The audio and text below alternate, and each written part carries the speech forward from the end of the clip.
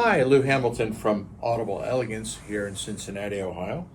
We're located a couple doors north of the original Montgomery Inn, across the street from Montgomery Cyclery. We have a webpage, audibleelegance.com, and we do work on Facebook, X, and Instagram. Please subscribe to our channel. We really do enjoy seeing that support. I want to go back again today into vacuum tubes. And why I believe in using the vacuum tubes as supplied by the manufacturer. And there's a number of bases for it. It started out really with years of experience with audio research when we were a dealer, in particular the vacuum tubes and the designs done by Lou Johnson. I cannot speak to current designs, so don't hold me to my feet to the fire on that. But at that time, Lou Johnson was known for using a lot of plate voltage on the power tubes, and that required really high quality tubes. And in their day and age, they were very expensive. I'm sure they're a lot more expensive today. But you really needed to use audio research tubes. And the ability to mail order things and that sort of stuff started breeding during the 90s. And I had more than my fair share of incidents where people would mail order the latest, Chinese tube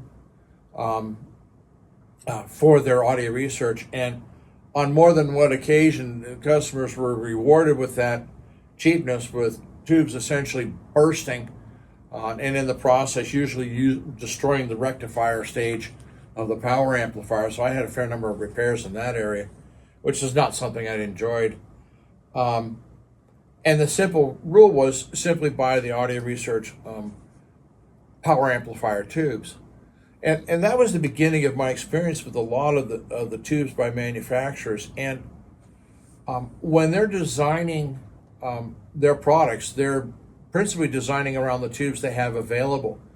Now, things have gotten a little screwed up because one of the favorite countries to get tubes from was Russia. People really liked the quality of what they were doing, but because of the embargoes, they've had to now go to secondary sources. So their designs are probably accounting for the change in the tubes and their quality.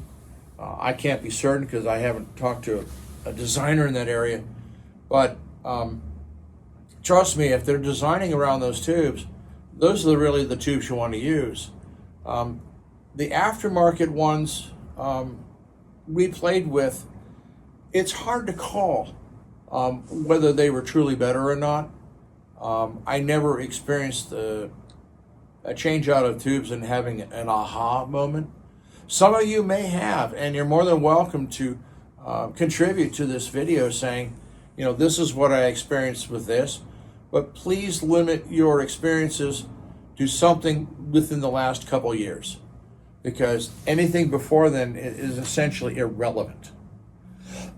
And there are maybe a couple exceptions that they're still able to be found, which were the Mullards EL34s, because I had those in my original Marantz Model 9 amplifiers, and they were spectacular. But whether you can find any of those new or of usable condition, I don't know. But I sincerely would recommend staying with the tubes used by the manufacturer. You're typically not paying a premium for it, given that they're usually of some quality already, as opposed to somebody selling tubes that they can find from Itchy and Scratchy. And they're untested. They just happen to have the right, 6DG8 or 12AX7A or, any number, 6250s. You can go on and on. And watch out for the quality of those. On some of the older products, like Counterpoint, the SA 5.1, they actually used a rectifier tube in the power supply. Be very careful about what you put in there, because those suckers would kiss ass real quick if you got the wrong one. So I can talk about some of the older vintage stuff on that. What a lot of manufacturers are doing today with their designs.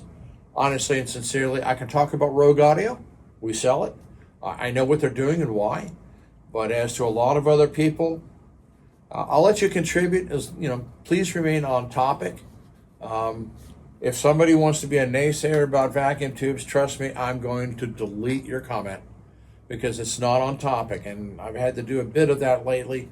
Please, when you respond to videos or comments, please stay on topic. I'm really not interested in you picking a fight about something that has absolutely nothing to do with the topic itself. So let's get some contributions on this one. I'd like to see what you have to say.